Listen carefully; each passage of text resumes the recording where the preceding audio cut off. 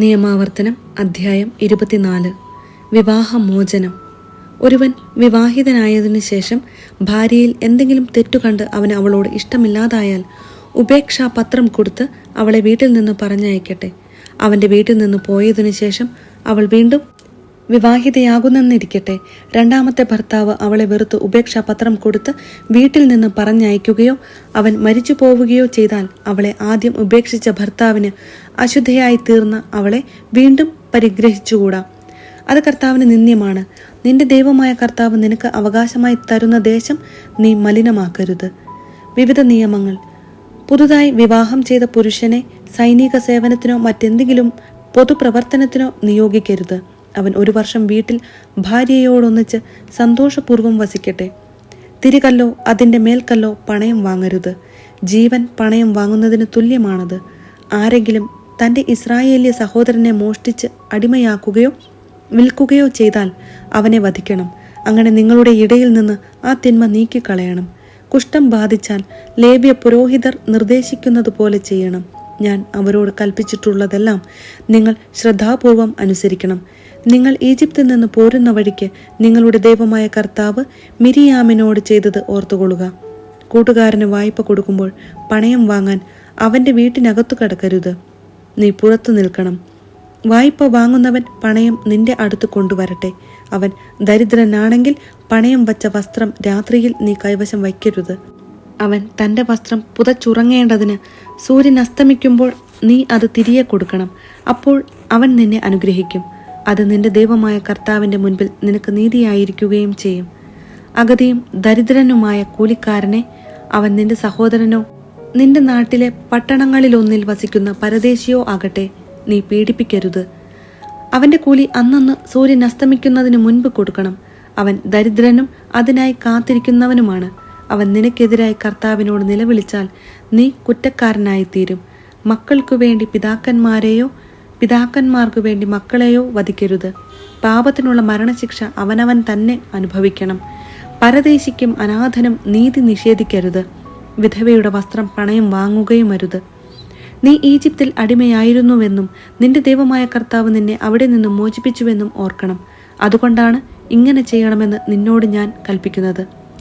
നിന്റെ വയലിൽ വിളവ് കൊയ്യുമ്പോൾ ഒരു കറ്റ അവിടെ മറന്നിട്ടു പോന്നാൽ അതെടുക്കാൻ തിരികെ പോകരുത്. നിന്റെ ദൈവമായ കർത്താവ് നിന്റെ സകല പ്രവൃത്തിയിലും നിന്നെ അനുഗ്രഹിക്കേണ്ടതിന് അത് പരദേശിക്കും അനാഥനും വിധവയ്ക്കും ഉള്ളതായിരിക്കട്ടെ.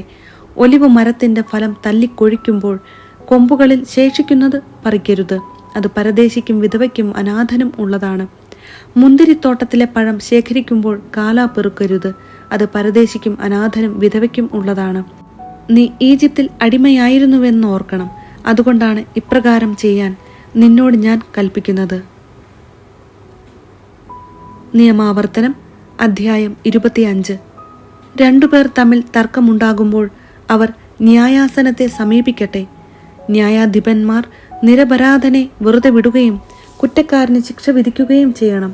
കുറ്റക്കാരൻ പ്രഹരത്തിന് വിധിക്കപ്പെട്ടാൽ ന്യായാധിപൻ അവനെ തൻ്റെ സാന്നിധ്യത്തിൽ നിലത്തു കിടത്തി അടിപ്പിക്കണം. കുറ്റത്തിൻ്റെ ഗൗരവം അനുസരിച്ചായിരിക്കണം അടിയുടെ എണ്ണം. ചാട്ടയടി 40 കവിയരുത്. ഇതിലേറെ ആയാൽ നീ നിന്റെ സഹോദരനെ പരസ്യമായി നിന്ദിക്കുകയായിരിക്കും ചെയ്യുക. മെതിക്കുന്ന കാളയുടെ വായ് കെട്ടരുത്. ഭർതൃ സഹോദര ധർമ്മം. സഹോദരന്മാർ ഒരുമിച്ച് താമസിക്കുമ്പോൾ അവരിൽ ഒരാൾ പുത്രനില്ലാതെ മരിച്ചുപോയാൽ അവൻ്റെ ഭാര്യ അന്യനെ വിവാഹം ചെയ്തുകൂടാ. ഭർത്താവിൻ്റെ സഹോദരൻ അവളെ പ്രാപിക്കുകയും ഭാര്യയായി സ്വീകരിച്ച് ഭർതൃ സഹോദര ധർമ്മം നിർവഹിക്കുകയും ചെയ്യണം. പരേതനായ സഹോദരന്റെ നാമം ഇസ്രായേലിൽ നിന്ന് മാഞ്ഞു പോകാതിരിക്കാൻ അവളുടെ ആദ്യജാതന് അവന്റെ പേരിടണം. സഹോദരന്റെ വിധവയെ സ്വീകരിക്കാൻ ഒരുവൻ വിസമ്മതിക്കുന്നെങ്കിൽ അവൾ പട്ടണവാതിൽക്കൽ ചെന്ന് ശ്രേഷ്ഠന്മാരോട് ഇങ്ങനെ പറയട്ടെ: എൻ്റെ ഭർതൃ സഹോദരൻ തൻ്റെ സഹോദരന്റെ നാമം ഇസ്രായേലിൽ നിലനിർത്താൻ വിസമ്മതിക്കുന്നു. അവൻ ഭർതൃ സഹോദര ധർമ്മം നിറവേറ്റുന്നില്ല. അപ്പോൾ അവൻ്റെ പട്ടണത്തിലെ ശ്രേഷ്ഠന്മാർ അവനെ വിളിപ്പിച്ച് അവനോട് സംസാരിക്കണം. എന്നാൽ അവൻ തൻ്റെ തീരുമാനത്തിൽ ഉറച്ചു നിന്നുകൊണ്ട് ഇവളെ സ്വീകരിക്കാൻ എനിക്കിഷ്ടമില്ല എന്നു പറഞ്ഞാൽ അവൻ്റെ സഹോദരൻ്റെ വിധവ ശ്രേഷ്ഠന്മാരുടെ സന്നിധിയിൽ വെച്ചു തന്നെ അവൻ്റെ അടുക്കൽ ചെന്ന് അവൻ്റെ പാദത്തിൽ നിന്ന് ചെരിപ്പഴിച്ചു മാറ്റുകയും അവൻ്റെ മുഖത്ത് തുപ്പുകയും ചെയ്തതിന് ശേഷം സഹോദരന്റെ ഭവനം പണിയാത്തവനോട് ഇപ്രകാരം ചെയ്യും എന്നു പറയണം: ചെരിപ്പഴിക്കപ്പെട്ടവന്റെ ഭവനം എന്ന് അവന്റെ ഭവനം ഇസ്രായേലിൽ വിളിക്കപ്പെടും. വിവിധ നിയമങ്ങൾ. പുരുഷന്മാർ തമ്മിൽ ശണ്ട കൂടുമ്പോൾ ഒരുവന്റെ ഭാര്യ തന്റെ ഭർത്താവിനെ വിടുവിക്കുന്നതിന് എതിരാളിയുടെ അടുത്ത് ചെന്ന് അവന്റെ ഗുഹ്യാവയവത്തിൽ പിടിച്ചാൽ അവളുടെ കൈ വെട്ടിക്കളയണം. കാരുണ്യം കാണിക്കരുത്. നിന്റെ സഞ്ചിയിൽ തൂക്കം കൂടിയതും കുറഞ്ഞതും ആയ 2 തരം കട്ടികൾ ഉണ്ടായിരിക്കരുത്. നിന്റെ വീട്ടിൽ ചെറുതും വലുതുമായ 2 തരം അളവു പാത്രങ്ങൾ ഉണ്ടായിരിക്കരുത്.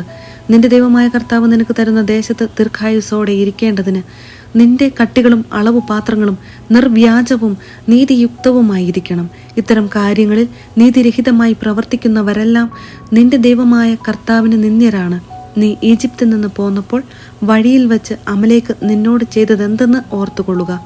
ക്ഷീണിച്ചു തളർന്നിരുന്ന നിന്നെ അവൻ ദൈവഭയമില്ലാതെ വഴിയിൽ വെച്ച് പിന്നിൽ നിന്ന് ആക്രമിക്കുകയും പിൻനിരയിലുണ്ടായിരുന്ന ബലഹീനരെ വധിക്കുകയും ചെയ്തു.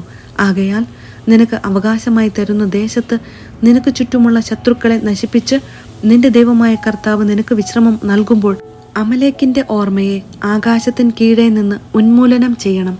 ഇത് നീ മറക്കരുത്.